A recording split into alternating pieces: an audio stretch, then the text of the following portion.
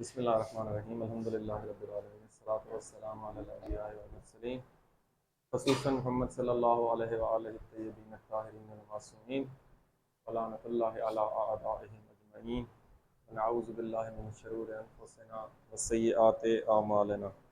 تو ہماری گفتگو ہو رہی تھی شعائر دینی۔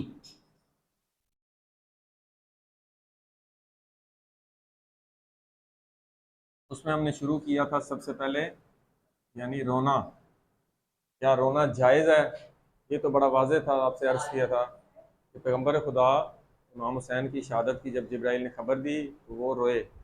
اس کے علاوہ جب ان کے اپنے بیٹے کی وفات ہوئی حضرت ابراہیم کی تو وہ بہت زیادہ روئے، حتیٰ کہ عبد الرحمن ابن عوف نے کہا کہ پیغمبر خدا آپ اور رونا، تو آپ نے فرمایا یہی میری رحمت اور شفقت ہے۔ پھر انہوں نے کہا کہ اللہ کو یہی پسند ہے، تو پھر فرمایا کہ میں اپنے بیٹے کی موت پر میرا آنکھیں آنسو بہا رہی ہیں اور دل میرا حزن و ملال میں۔ تو رونا بڑا واضح ہے، جیسا کہ حضرت یعقوب روئے۔ رونے کے بعد آپ سے عرض کیا تھا کہ نوحہ پڑھنا، یہ بھی ہم بیان کر دیا۔ آخر میں ایک لفظ تھا ندبہ۔ ندبہ ہوتا ہے شدت سے رونا، ابتدائی سٹیج ہے۔ نوحہ کرنا گریا، یعنی اب زبان سے بھی روئے بھی اور زبان سے بھی اپنے درد دکھ اور مصیبت کا اظہار کرے، وہ نوحہ۔ ندبہ میں آپ کی سب چیزیں شامل ہو جاتی ہے، یعنی ماتم کرنا۔ اب جو ماتم کرنا ہوتا ہے وہ کتنی طرح کا ہوتا ہے؟ ہم تو ہمارے ہاں تو صرف سینہ کو بھی کرتے ہیں نا، ران پہ ہاتھ مارنا، یعنی انسان دکھ درد میں آپ نے دیکھا ہوگا، کیونکہ یہ فطری عمل ہے۔ جب کسی ماں کا جوان بیٹا مر جاتا ہے یا قتل ہو جاتا ہے یا اس پہ ظلم ہوتا ہے تو وہ ران پہ ہاتھ مارتی ہیں۔ ران پہ ہاتھ مارنا ایک، دوسرا ہوتا ہے سر پر ہاتھ مارنا، پیٹنا سر کو۔ ہمارے یہاں مجلس میں ہوتا ہے عموماً سر کو پیٹتے ہیں۔ تیسرا ہوتا ہے منہ پیٹنا۔ منہ پہ تماچے نہیں مارتے، آپ مجالس میں بھی دیکھتے ہیں، 10 کی صبح کو ہوتا ہے ادھر جو زیارت آتی ہے۔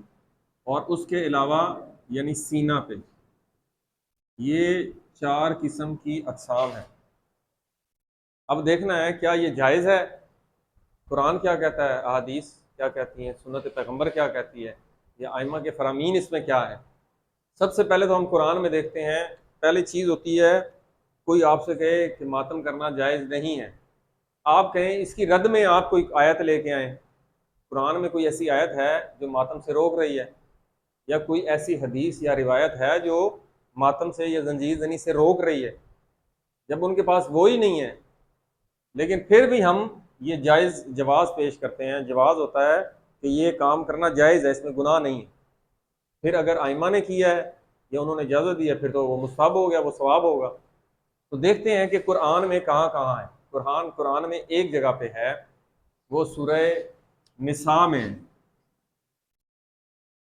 وہ قرآن کی آیت کیا ہے کہ لا یحب اللہ الجہر بالسوء، کہ اللہ تعالیٰ بری آواز کو بلند کرنے کو پسند نہیں کرتا، محبت نہیں کرتا، یحب اللہ پسند نہیں کرتا۔ جہر ہوتا ہے اونچی آواز میں، جیسے نماز پڑھتے ہیں نا، نماز کو کئی مقام پہ آپ نے چپ رہنا ہوتا ہے اور کئی مقام پہ آپ نے ساتھ ساتھ پڑھنا ہوتا ہے۔ تو جہاں پہ قرآن کی صورتیں پڑھی جا رہی ہیں، مثلا پہلی اور دوسری رکعت میں، تو آپ نے خاموش رہنا ہوتا ہے۔ رکوع میں، سجود میں، تشہد میں آپ نے ساتھ ساتھ پڑھنا ہوتا ہے بالجہر، یعنی تھوڑا سا منہ سے۔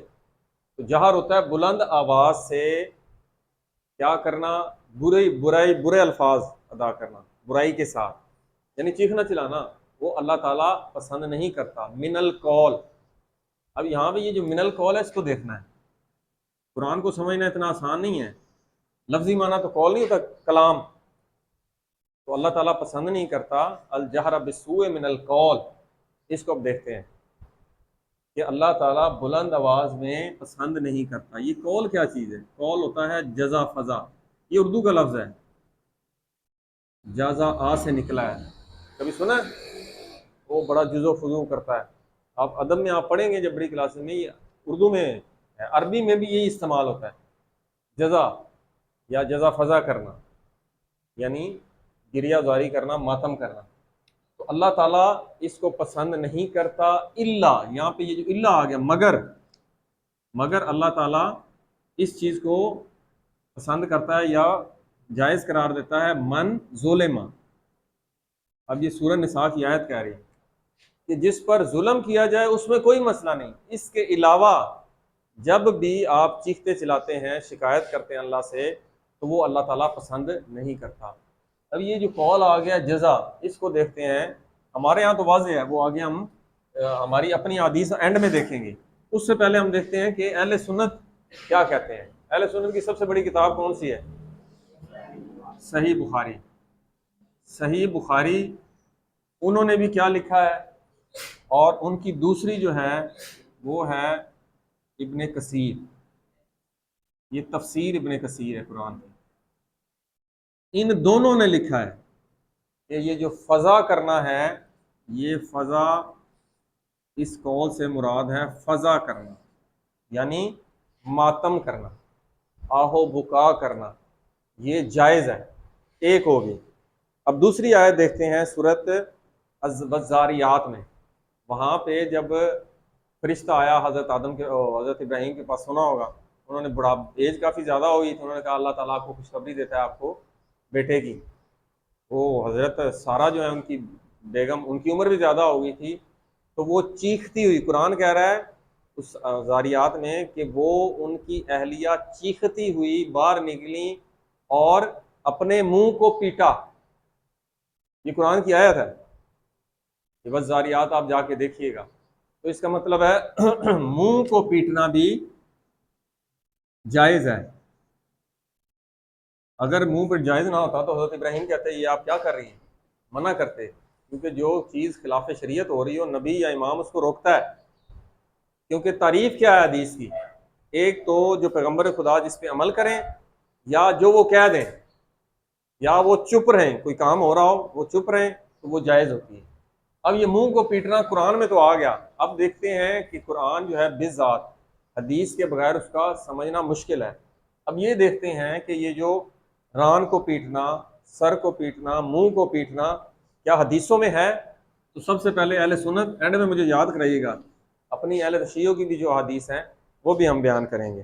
سب سے پہلی جو ہے وہ ہے موجم صغیر، یہ اہل سنت کی بہت بڑی کتاب ہے۔ اس میں حضرت ام سلمہ سے جو روایت ہے کہ حضرت ام سلمہ، یہ بہت مستند کتاب ہے ان کی، کہ حضرت ام سلمہ یہ کون تھی؟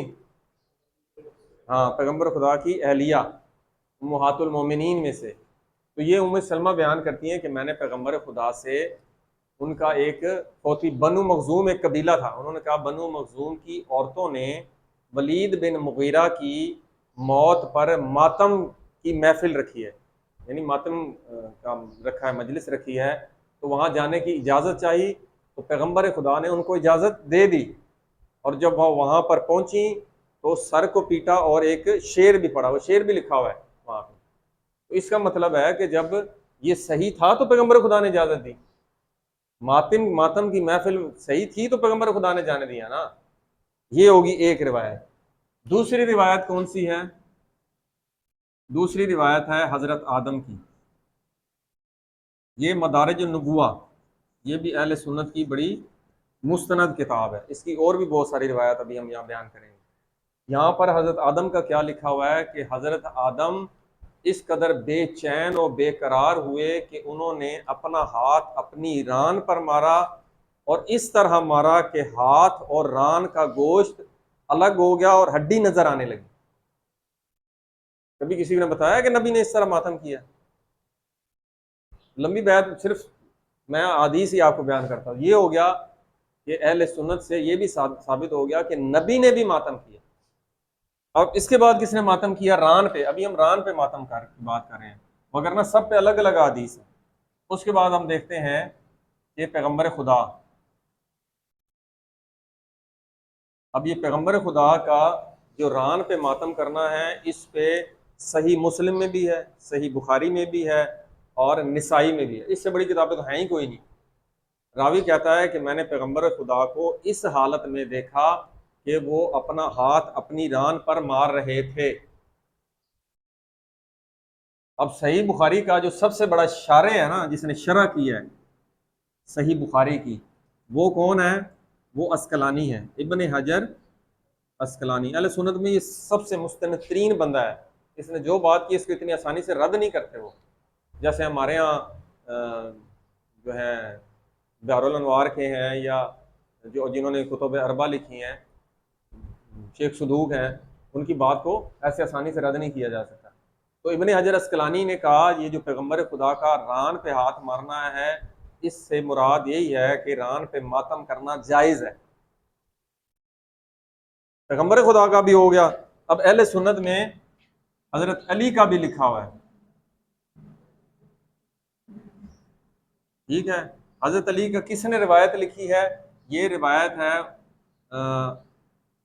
عبد العزیز محدث دہلوی، انہوں نے کتاب لکھی تھی مشہور تحفہ اثنا عشریہ، یہ اہل سنت کے ہیں، ہماری تحفہ اثنا عشریہ کے مخالفت میں لکھی تھی۔ اس کتاب میں وہ حضرت علی کا بیان کرتے ہیں کہ حضرت علی جب جنگ جمل میں دونوں طرف سے بہت زیادہ 20 سے 30 ہزار اصحاب شہید ہوئے تھے، جب حضرت عائشہ اور مولا علی کی جنگ ہوئی تھی، جب جنگ ختم ہوئی تو جنگ کے خاتمے پر جب لاشوں کو دیکھا گیا تو حضرت علی نے وہاں پر اپنی رانوں کو ہاتھ مار کر ماتم کیا، یعنی دکھ کا اظہار کیا مصیبت کا کہ اتنے اصحاب شہید ہو گئے۔ تو یہ بھی انہی کی کتاب سے حضرت علی کا ماتم بھی ثابت ہو گیا۔ اچھا اور دیکھتے ہیں، اصحاب کا بھی دیکھ لیتے ہیں۔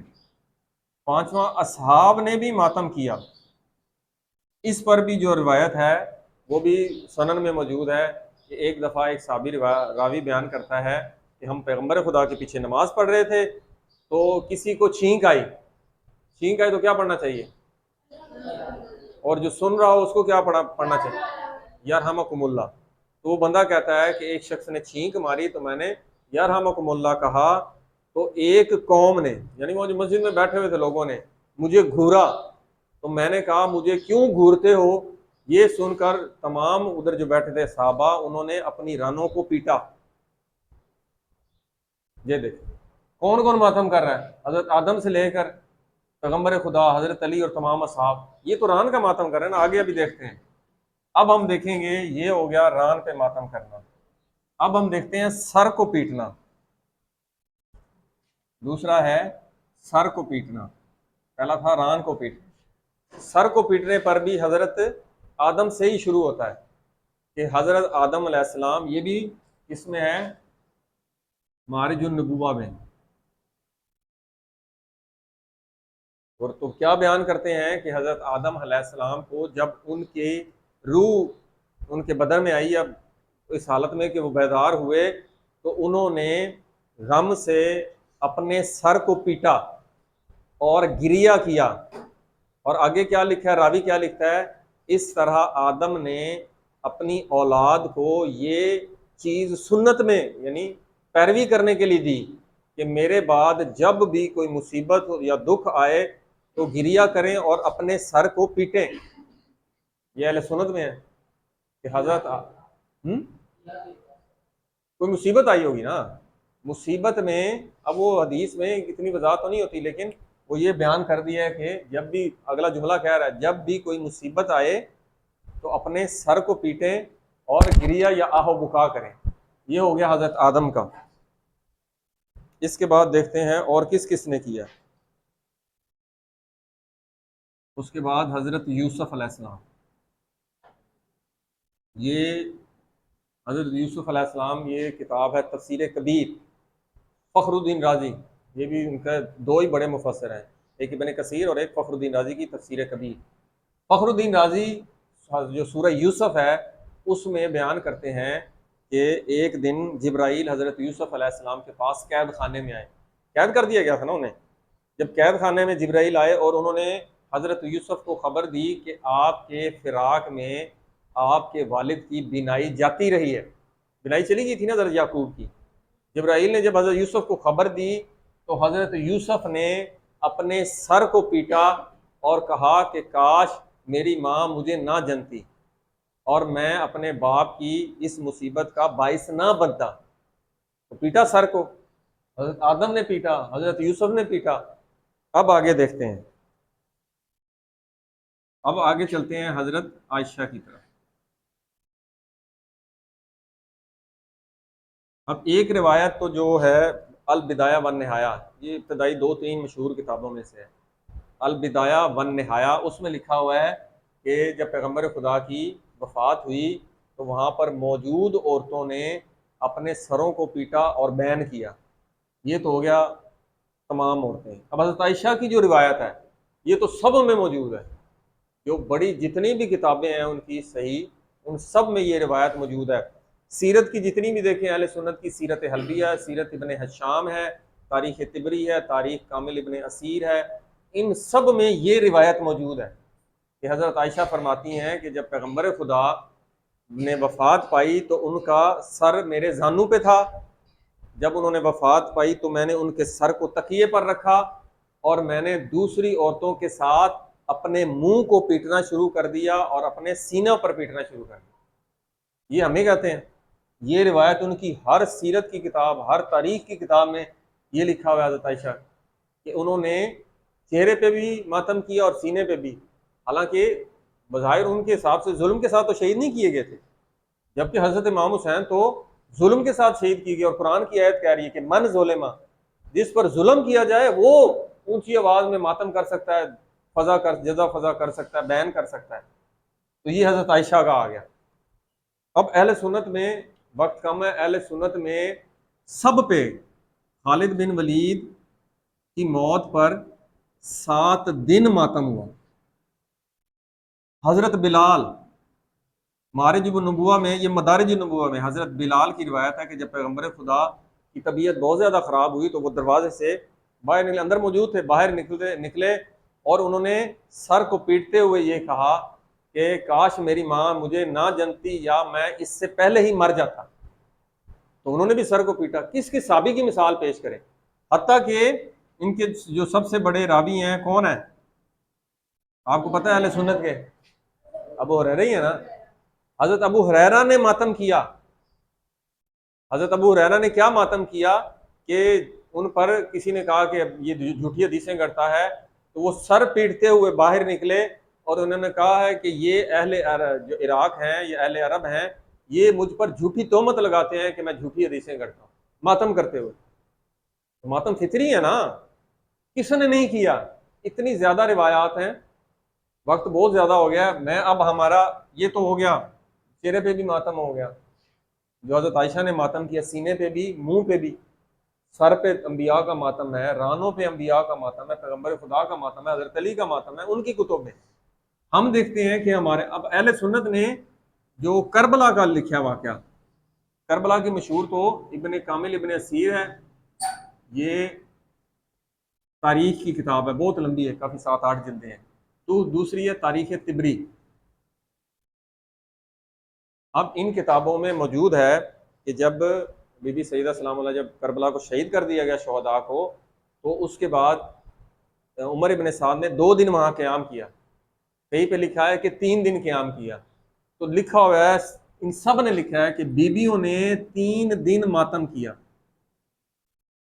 ایک روایت میں ہے کہ جب ان کو واپس لے جانے کے لیے، جب کوفہ کے لیے چلے ہیں، تو جب یہ قافلہ شہداء کے جنازوں پہ پہنچا ہے، میتوں پر پہنچا ہے، تو وہاں پر بیویوں نے منہ پہ اور سر پہ ماتم کیا اور بین کیا۔ یہاں تک بھی، یہ بھی اہل سنت کی میں کیا بیان کر رہا ہوں، ہمارے ہاں تو آپ کو پتہ ہی ہے نا کہ جب امام حسین آخری وقت میں آئے حضرت زینب سلام اللہ علیہ کے پاس، اور انہوں نے بتایا کہ میری ماں جدہ میرے خواب میں آئی ہیں، انہوں نے مجھے بتایا کہ کل، یا ایک جگہ رسول خدا آئے ہیں، انہوں نے کہا کہ تم کل میرے پاس یعنی آ جاؤ گے، تو وہاں پر بی بی نے منہ کو پیٹا اور سر کو پیٹا۔ ابھی ہم صرف زنجیر کا ماتم کی بات نہیں کر رہے، صرف یہ والا ماتم کی بات کر رہے ہیں۔ تو یہ اہل سنت کی کتابوں میں یہ سارا بیان ہے بی بی سلام اللہ علیہ کا۔ اب ہم یہ دیکھتے ہیں کہ ہمارے جو ائمہ ہیں انہوں نے کیا بیان کیا ہے۔ یہ روایتیں یاد رکھیں، یہ بھولنی نہیں ہے، یہ آپ کو کہیں سے نہیں ملنی۔ پہلی روایت جو ہے وہ ہے امام باقر علیہ السلام سے ماتم پر۔ امام باقر علیہ السلام نے 800 دینار دے کر وصیت کی کہ مجھ پر بعد میں ماتم کیا جائے۔ یہ خود امام کہہ رہے ہیں، آپ کو یہ روایت نہیں ملے گی ایسے کہ 800 دینار دیے امام باقر علیہ السلام نے کہ میرے بعد مجھ پر ماتم کیا جائے۔ دوسری روایت، جلدی جلدی، دوسری روایت کون سی ہے؟ وہ بھی امام باقر علیہ السلام کی، وہ یہ ہے کہ 10 سال میرے مرنے کے بعد 10 سال مجھ پر ندبہ کیا جائے۔ ندبہ یہی ماتم ہوتا ہے، اور کیا کیا جانا ہے؟ مجھ پر ندبہ کیا جائے۔ تیسری روایت یہ بھی مشہور ہے، غالباً مسائل الشیعہ میں بھی ہے، اور ایک اور کتاب ہے جواہر الکلام ہماری، یہ ہے فقہ کی کتاب جواہر الکلام۔ مسائل الشیعہ میں تمام احادیث ہیں، آپ کو میں نے سنایا ہے، بڑی مستند کتاب ہے۔ یہاں پر جو امام جعفر صادق علیہ السلام کی وقت کم ہے، آخری حدیث کی امام جعفر صادق علیہ السلام نے کیا فرمایا کہ کربلا میں ہماری جدہ فاطمہ زہرا سلام اللہ علیہ کی بیٹیوں نے ماتم کیا، منہ پر بھی ماتم کیا اور گریبانوں کو بھی چاک کیا۔ اب یہ صرف خبر نہیں دی، آگے کیا کہہ رہے ہیں؟ آگے کہہ رہے ہیں کہ امام حسین جیسی مقتول ایسی ہستی ہیں کہ ان پر چہروں کو پیٹا جائے اور گریبانوں کو چاک کیا جائے۔ ہمارے یہاں کس کا دروازے ہے؟ جو ہمارے اپنے لوگ کہتے ہیں سر کو نہ پیٹو، گریبان نہ چاک کرو۔ گریبان چاک کرنا تو امام حسن عسکری کا، امام علی نقی کی شہادت پر انہوں نے گریبان کو چاک کیا۔ ایک صحابی نے کہا یہ ویسے ذیل میں آ گیا ہے، تو انہوں نے اور بھی ائمہ نے اپنے والد کی شہادت پر گریبانوں کو چاک کیا، حالانکہ وہ امام تھے۔ امام کے صبر کی انتہا پیک پہ ہوتی ہے، ٹھیک ہے۔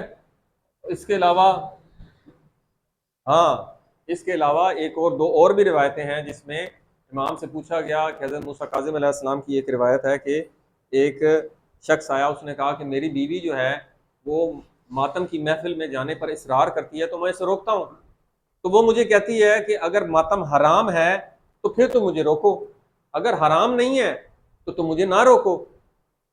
آگے اس نے کہا کہ وہ میری بیوی کہتی ہے کہ اگر ہم ان کے ماتم پہ نہیں جائیں گے تو ہماری موت پر کون آئے گا ہمارے گھر؟ تو وہاں پر امام موسیٰ کاظم علیہ السلام نے کیا فرمایا؟ اگر غلط ہوتا تو روکتے؟ تو انہوں نے بتایا امام موسیٰ کاظم علیہ السلام نے کہ یہ دوسروں کے ماتم میں جانا یہ حقوق الناس میں سے ہے۔ دو حقوق ہوتے ہیں نا، اللہ کے حقوق، بندوں کے حقوق۔ بندوں کے حقوق تو معاف نہیں ہوں گے، تو انہوں نے کہا یہ حقوق الناس میں سے ہے۔ ہمارے والد ہماری والدہ کو لوگوں کے جو ماتم کی محفل ہوتی تھی وہاں پر بھیجا کرتے تھے۔ امام موسیٰ کاظم کیا کہہ رہے ہیں؟ ہمارے والد ہماری والدہ کو ماتم کی محفل میں بھیجا کرتے تھے۔ اب آگے ذیل میں آ گیا تو کھانا کھلانا ماتمیوں کو، تو یہ بھی سوال کیا گیا امام سے کیا ماتمیوں کو کھانا کھلانا صحیح ہے؟ تو وہاں پر امام نے کہا کہ امام زین العابدین جو جب مجلس ہوتی تھی بیویوں کی تو وہاں پر کھانا پہنچایا کرتے تھے۔ اسی طرح پیغمبر خدا کا بھی لکھا ہوا ہے کہ غالباً حضرت حمزہ ہے کہ کسی کی جو ماتم ہوتا تھا وہاں پر وہ کھانا بھجوایا کرتے تھے، تو کھانا کھلانا بھی ماتمیوں کو یہ ثواب ہے۔ آگے زنجیر زنی کا ہوگا انشاءاللہ، وہ ہم کل پڑھیں گے۔ الحمدللہ رب العالمین۔